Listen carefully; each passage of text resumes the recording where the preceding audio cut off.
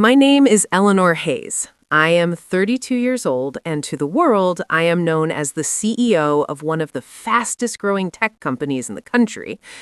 People see success when they look at me. Money, power, influence. But what they don't see is the secret I've been carrying for the past year. A secret that started the night my younger brother vanished without a trace. Ethan wasn't just my brother, he was my only family. After our parents died in a car accident, it was just the two of us against the world. I worked day and night to build a future for us, while he chased his dreams of becoming a journalist. He was stubborn, fearless, and always believed in truth, no matter how dangerous it was. That was the thing about Ethan. He didn't know when to stop digging. 1 year ago, he came to me with something that didn't feel right. He said he had found evidence of a powerful network involved in illegal activities. Politicians, businessmen, people whose names controlled the country behind closed doors. I told him to stop. I begged him to walk away. But Ethan just smiled and said, "If I don't expose them, who will?" That was the last real conversation we had. 3 days later, he disappeared. No calls, no messages, no clues, just silence. The police said it was probably a voluntary disappearance. My company's board members advised me to stay quiet to protect the business. Even my closest friends told me to move on. But I knew Ethan. He would never leave me without a word. Never.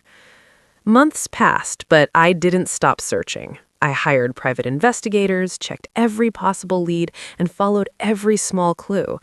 Nothing. It was like he had been erased from existence. Until one night, everything changed. I was attending a high-profile charity gala, one of those events where powerful people gather, smile for cameras, and pretend to care about the world. I didn't want to be there, but appearances mattered. As I walked through the crowded hall, shaking hands and exchanging fake smiles, something caught my attention. A waiter. At first, it didn't make sense. He was dressed in a simple black uniform, his head slightly lowered as he served drinks. But there was something familiar about the way he moved. My heart started beating faster. I stepped closer, my eyes fixed on his face. And then he looked up. It was Ethan. For a moment, the world around me disappeared. The music, the voices, the laughter, everything faded. All I could see was my brother, standing there like a ghost in a room full of strangers. "Ethan?" I whispered.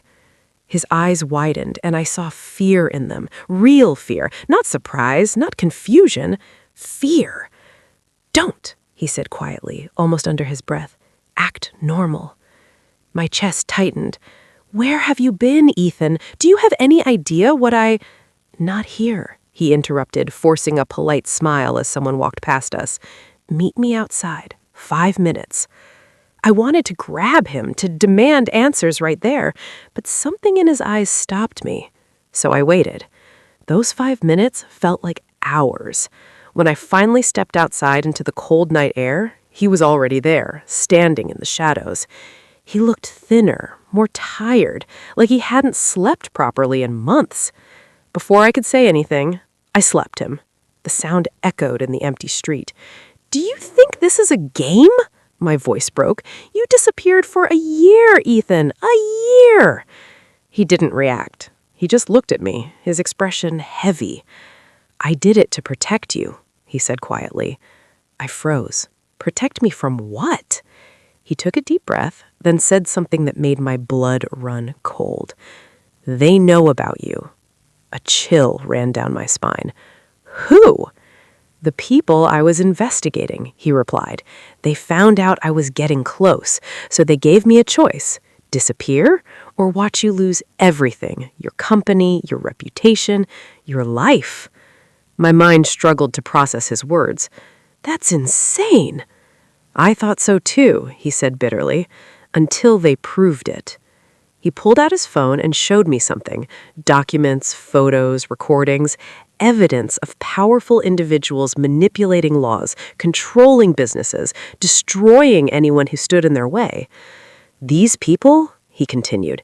They're everywhere. And your company? It's connected to them whether you realize it or not. I felt the ground beneath me shake. Everything I had built, everything I believed in, suddenly felt like a lie. So you just left? I whispered. I stayed close, watching, waiting, trying to find a way to bring them down without putting you in danger. Tears filled my eyes. You should have told me. And then risk them coming after you immediately? He shook his head. I couldn't. Silence fell between us. Then something inside me changed. All this time, I had been playing by the rules, building a company, maintaining an image, trusting the system. But now I understood the truth. The system was broken. I wiped my tears and looked at him. What do we do? Ethan studied my face carefully. If we fight them, there's no going back. I took a deep breath. I already lost you once, I said. I'm not losing you again. For the first time in a year, a small smile appeared on his face.